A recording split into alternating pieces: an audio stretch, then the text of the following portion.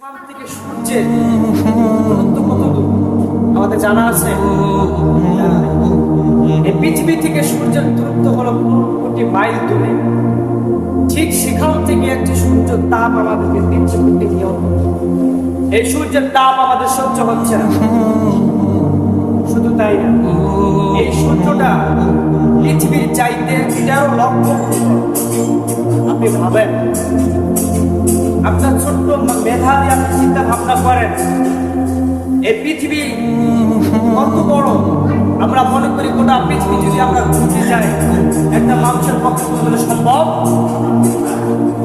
এই পৃথিবীর চাইতে সূর্যের আকৃতি যে ধরন, এই সূর্যের আকৃতি হলো 13 লক্ষ গুণ বড়। এক 2 গুণ 3 গুণ নয়, 1000 2000 গুণ নয়, 1 লক্ষ 2 গুণ নয়, 13 লক্ষ গুণ বড় হলো এই সূর্যটাকে আল্লাহ তাআলা ঠিক করে রেখেছেন। সুবহানাল্লাহ।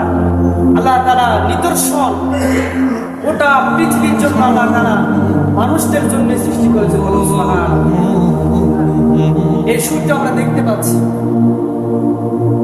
এই সূর্যের চাইতে এক একটা তারা কয়েক লক্ষ গুণ বড়।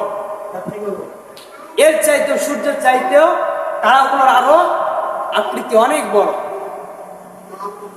আমরা একটি হিসাব করি, গোটা পৃথিবীতে মানুষ আছে কত কোটি জানেন?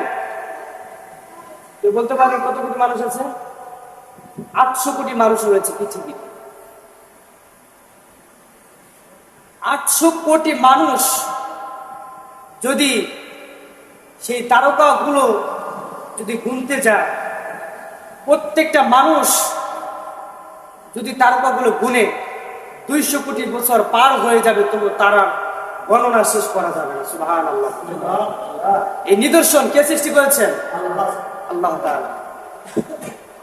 এই নিদর্শনগুলো একদিন পৃথিবী ছিটকে ছিটকে পড়ে যাবে, এইগুলো একদিন ধ্বংস হয়ে যাবে।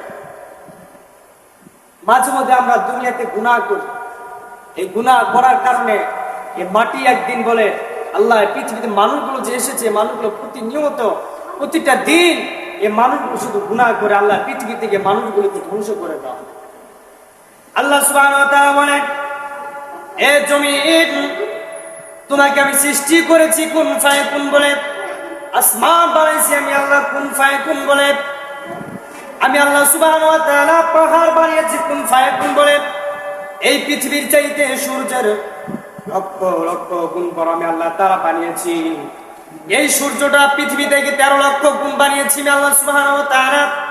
শুধু তাই না, এই সূর্যের চাইতেও লক্ষ লক্ষ গুণ বড় বানিয়েছি আমি একটা তারকা, একটা দুইটা তারকা নয়।